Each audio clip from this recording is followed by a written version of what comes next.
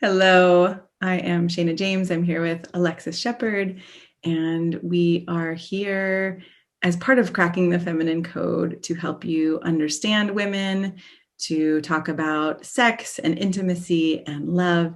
And today we wanted to talk a little bit about different kinds of turn on that we've experienced and that our women clients have experienced, because we had this sense that the more you know about what's possible and the different kinds of turn on that happen or the different ways that women get turned on, the more you have to play with, right? It's like you have more colors on your palette or more of a sense of what you could create or what might be happening with the women in your life. So we're excited today to have a conversation where we're going to get a little bit personal and tell you some fun things about our experiences and our clients too. So one of the things I loved about this topic is a lot of times I'll talk with men, whether they're like really struggling in their relationship or their things are going well, but they just want more. But they can, men can sometimes think in this like black or white way, like, am I being a good lover to her or not? Is she turned on or not? Are we having hot sex or not? And you and I were talking just like, wow, there's so many different kinds of sex I like to have, or so many different kinds of turn on I can have. And it really isn't like there isn't just one thing that I want to experience. And it isn't either are things going well or they're not going well. It's like I want to taste the whole spectrum of things. And Totally. I was watching an Esther Perel talk the other day. For those of you who have not watched, check her out. She's amazing. I loved what she said. She said, sex is not a thing to do. Sex is a place to go.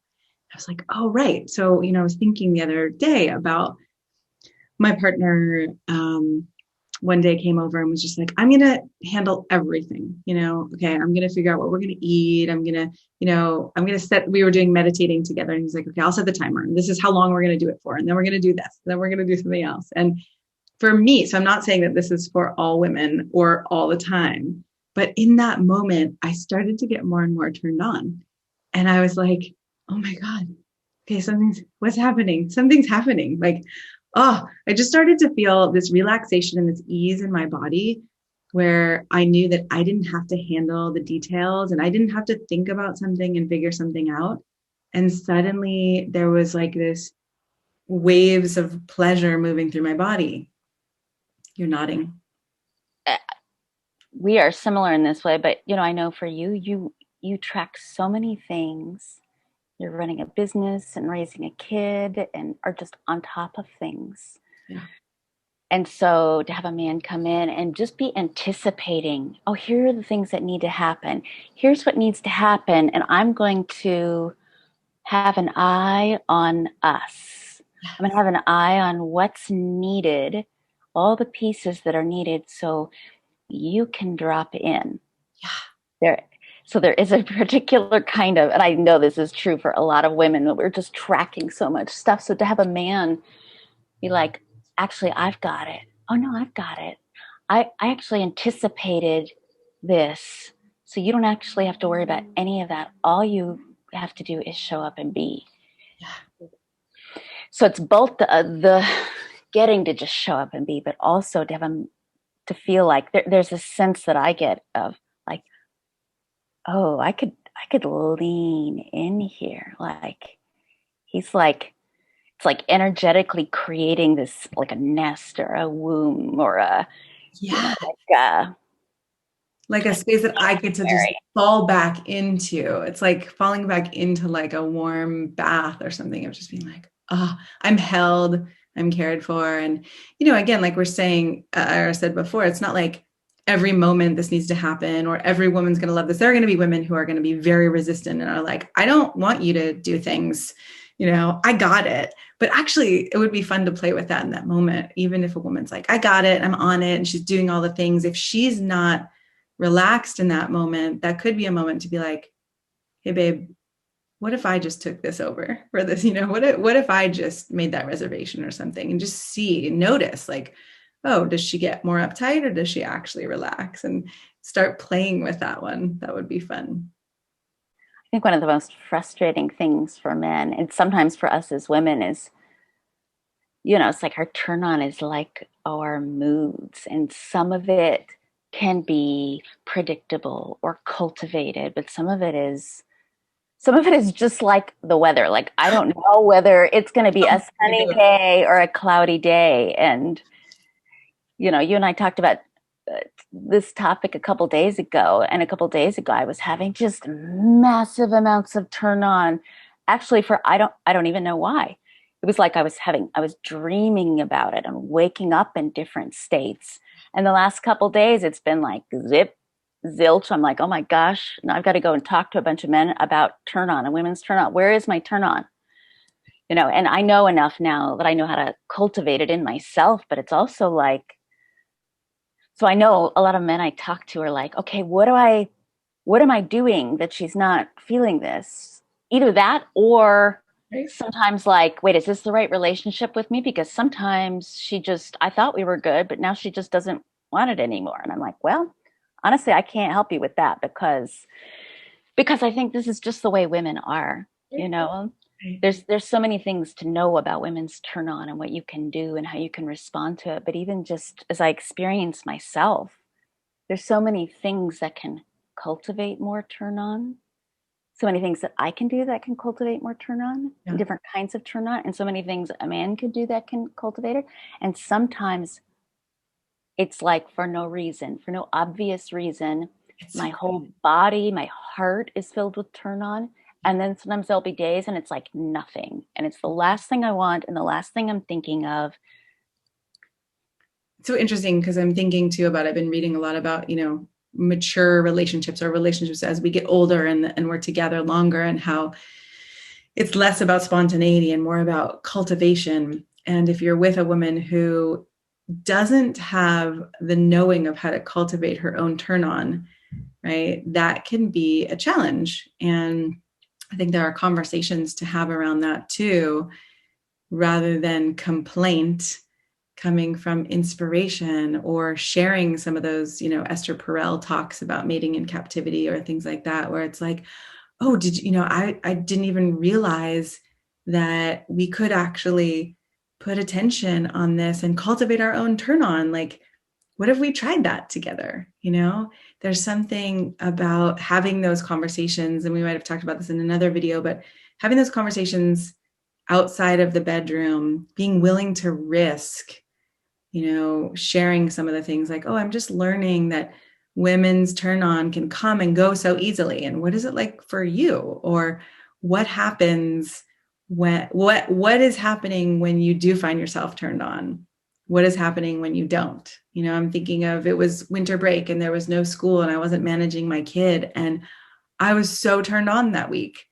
And it had nothing to do with my partner. It had to do with my life, that I wasn't feeling like under the, what do you call it, under the barrel or under the mountain of, things to do. And then school came back in and I was just like, ugh, management, my body is not feeling as happy anymore. So, then just thinking, like you were saying, Alexis, it's like, well, if I was a man with a woman partner, I might create situations or beauty or just like have an eye on what helps her relax around her, because then you're creating this environment where it's more likely to happen. Or and it's not like, well, if I do this, then suddenly she's going, if I buy her flowers, suddenly we're going to have sex. You can't like think of it that literally. But the more things that are happening where you're both prioritizing pleasure and relaxation, even in the midst of busy times, the more likely her body's going to soften and feel turned on. I always think with everything, whether it's sex and turn on or really anything, there's the two polarities. There's will and willingness. There's Mm, intention and surrender. yeah.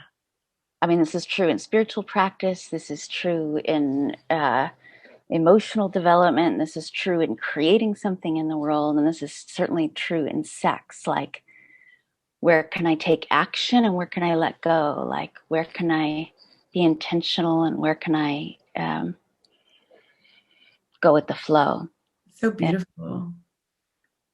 So beautiful. I also think of connection and autonomy, right? That way where it's like, it's about togetherness and it's about separateness. And if we don't have enough separateness, the spark can fade because it's like, logs on top of each other like a fire. And if we don't have enough togetherness, the spark never, really gets started. But right, the willingness and the will, I love hearing it that way. And for you listening, it's like, oh, where do you have a willingness to let go a little bit more or to trust a little bit more? And then where do you have a will to create and generate and be, as David Data likes to say, the banks of the river, so that, if your woman is more feminine or you want her to be more feminine, that she can kind of just flow through as opposed to needing to hold on. And now I'm thinking too about, all the different types of turn on, that we can experience as women. And like, this all happens in me by myself because I am the whole range of the universe. I experience the whole range, whether I'm by myself or with a partner. But there's a way for a man to meet me in all those places, like the willingness not to give up what he wants, Yeah. the direction, his will and intention about where he wants it to go. But um, you were just riffing with me earlier about, we can have intellectual turn on, we can have emotional turn on, we can have just genital turn on. And I mean, this is true for us as women too. So when a man doesn't come in with a script, you don't have to give yourself up, Yeah. just tune into wherever she's at. But if you come in and you listen, it's like, oh, if you can follow turn on, it's here somewhere. Maybe it's under the sadness, or maybe it's under the stress, or maybe it's like, maybe it's there's turn on somewhere. This I trust. There's always turn on somewhere. There's turn on somewhere in me all the time, and between two people, there's the potential of turn on. And maybe it's in like an interesting idea. Yes. But if you follow wherever it is, like, and have it be, watch what she responds to, watch what you respond to, watch what starts to light up. Maybe your mind's light up. It, everything for me leads back to sex. You just have to find the doorway in, and the doorway in is not where you wish it were. It's Right. not It's not where you like thought it just might a be. physical stimulation or a romantic dinner or whatever. It might be that, but you actually have to like listen for like, where is the doorway right now? It might be different than where the door was an hour ago or last week. But you just find the doorway into aliveness, and I guarantee it will take you to sex. Oh my God, the doorway to aliveness. And as you're talking about that, I'm thinking like the difference between force or thinking like it's supposed to be here. So I'm gonna keep, pushing on this button or this door because this is where I thought it was supposed to be, Yes. versus the force versus responsiveness, or even just attentiveness, right? Because you could still be generating, but if you're attentive, if you're paying attention to where is that aliveness. I love how you said that. It's like, oh, in that split second of a conversation, most of it might have been about logistics, but there could have been one moment where you saw her eyes light up or her body relaxed a little bit. And then she like might have tensed back up and gone back into logistic mode or whatever. But if you're paying attention closely enough and you can call out that moment, or you can get curious, like what happened right there in that moment? Or I saw, and saying what you saw, I saw your forehead like unwrinkled for a moment, right? Following the breadcrumbs that she's laying out, as opposed to thinking, well, someone gave me a map and that's where the treasure is. And so now it has to be there. It's like a treasure map of a woman is constantly, it's so maddening because it's constantly moving around. It's like a Harry Potter. It's never going to be in the same place when you're looking for it there. I mean, it even just happened with me. If guys have made it this far in our video. It happened with me. You might have seen my face change through the course of us talking. We started and I'm like, oh my God, I do not want to talk about this right now. And I have nothing to say. And you, Shana, being the wise woman that you are like, if we just start talking, it will come. And so the very thing that we're talking about, I went from not being connected to my turn on at all to like, where's the doorway into this moment? And now I have my aliveness again, you know? And so guys, guys can do this. It's different than how a woman is wired, but it's the same way. It's the same way for guys, for you to not just tune into where her face lights up and doesn't do all of that, but also look for where you feel it or not. Like if you're looking at her body and you're feeling turned on, just let yourself, or if you, instead of how you think you should be or trying to get something going, you know if she does something and you feel a rush of appreciation for her or a rush of um, desire for her, like, I mean, sometimes I won't be feeling anything and I'll just be in the middle of going along and then I'll see an expression cross his face and I'm like, oh, I could suddenly feel his desire for me or his appreciation for me. And Yeah. I wasn't expecting it, and it like snaps me out of my head or out of my stuff because I could feel him in the middle of me just not even fully being here. The moment Like he felt you, when it, he sees you or appreciates something about you, then it creates this way where you get to feel that about yourself too. yeah, because I can feel how deep it goes, how rich it is. Like whether it's just like, oh my gosh, I enjoy. I can just I feel so enjoyed, or it's like more carnal, like desire, and all of a sudden it like stirs something in me. It's like it stirs through because we are a lot more energetic and we have more energy bodies and people don't necessarily realize that when you're oftentimes when I'm working with men, and this actually happened this week. I was talking to a man who last week we talked about him breathing into his balls and actually like breathing deeper into his body. And he was like, I was talking to my wife the other night and she just looked at me and he said, I don't want to be arrogant, but she just seemed like she wanted me in this way that she hasn't in such a long time. And I was like, Yes, there you go. Like yes, you hey. start bringing the energy in your body and something happens in that dynamic. Not always. Again, I always like to qualify that because I don't want you to make yourself wrong if you're doing that and she's not opening. There are ways that sometimes women need help too. And I'm thinking too about the balance between will and willingness that you brought up around like when there are problems in a relationship or when there are a lot of struggles. I think it takes will to shift your attention from this is what I'm feeling resentful about. This is what I'm frustrated with. This is what isn't going my way, to actually start to be more generative of like, how could I create something, whether it's interesting or sexy or sensual or connected? How could I shift our attention to that place, not to ignore all the other things. There's time to talk about all the problems or to collaborate about that stuff too. But I think it does take a will to be like, all right, let's turn the boat here. Let's change the channel into something that's going to have us both feel more alive. And really that will lead to like every flavor of turn on, for you, for guys, and for us as women, whether it's my heart feels lit up and it feels light, or it feels just like fucking, or it feels like it can feel anything in those range, anything in the entire range. Yeah. And I want to bring it back to what you said about the aliveness is actually there. The turn on is there.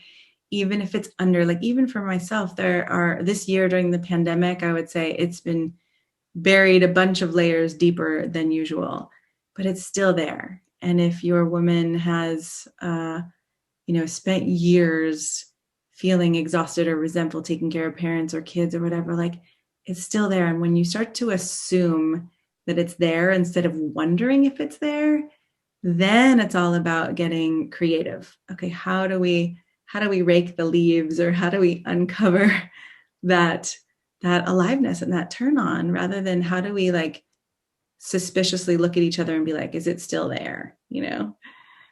And always starting with me first. Yeah. So I assume it starts with me. And guys, you should assume it starts with you. Not because it should start with you instead of her, Yeah. but because that's all you can do. And why try and get her turned on until you connect with your own aliveness? Yes. I love that. We hope this has been helpful, and definitely check out our other videos on cracking the feminine code, and let us know if you have questions. We are here to answer them.